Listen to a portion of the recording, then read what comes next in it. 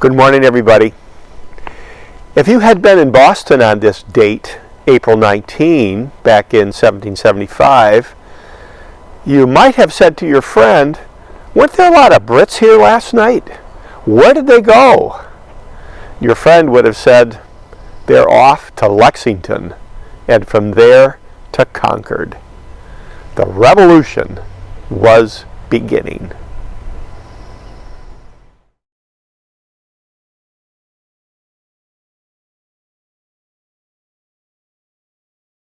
This is what the Boston area looked like in 1630, and you can see that Boston itself is really almost an island. It's connected to the mainland by a skinny neck.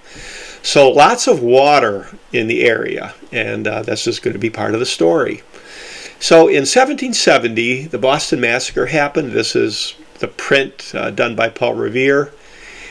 Early example of tension between England and the Americans. A few years later, the Rhode Islanders burned the British customs schooner Gaspee in Narragansett Bay near Providence, another example of tension.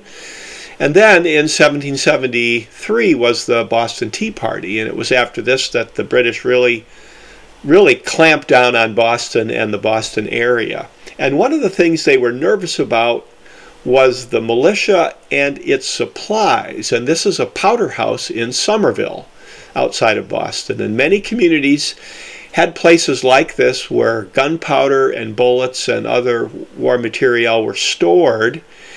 And the British were really keeping an eye on these. And in fact, a year before our event, they were going to seize supplies up in Portsmouth, New Hampshire. But the people in New Hampshire were warned by Paul Revere and others, and it didn't happen. But this was the kind of thing the English were really thinking about, is seizing supplies for the militias. So here's the Old North Church in Boston. This is where the two lanterns were hung. If you visit it, and you can imagine the building's not there, you can see it really had a great view of the area. It was on a little bit of a hill and had that steeple, and this is one of the lanterns in Concord.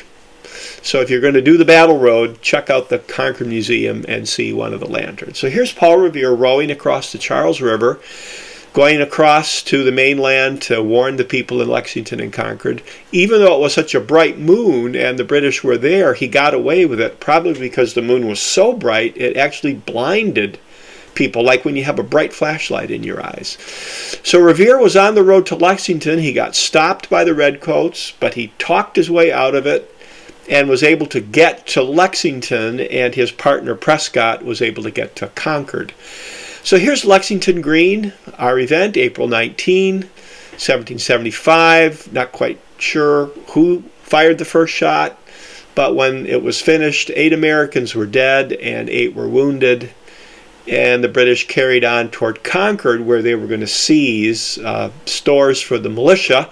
Here's the map of the road between Boston and Concord. And when the Brits got to Concord, of course, they met more militia. And on the retreat, they were harassed by ever-growing number of militia. And it was a steady stream of fire for the Brits all the way back to Boston. And it was reinforcements that really saved them.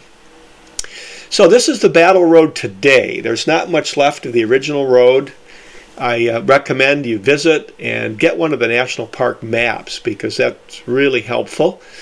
You'll start in Lexington. Here's the green at Lexington, and one end is the Minuteman statue.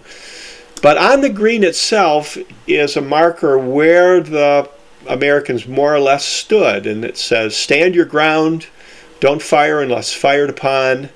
But if they mean to have a war, let it begin here," the words of Captain Parker. And then in Concord is the Minuteman statue that has the poem with the phrase, "The shot heard round the world." And it's near the bridge. The bridge is not the original one anymore. Many have had flooding problems and so on, but it's still worth a visit. And when you're there, take a moment to reflect on the grave of these British soldiers who died at Concord Bridge, fighting for the empire far, far from home. And another fascinating part of the story is all the different riders who sent the messages to the various towns. And this map shows us the time at which various towns heard of what was called the Lexington Alarm or the Middlesex Alarm, the beginning of the Revolution.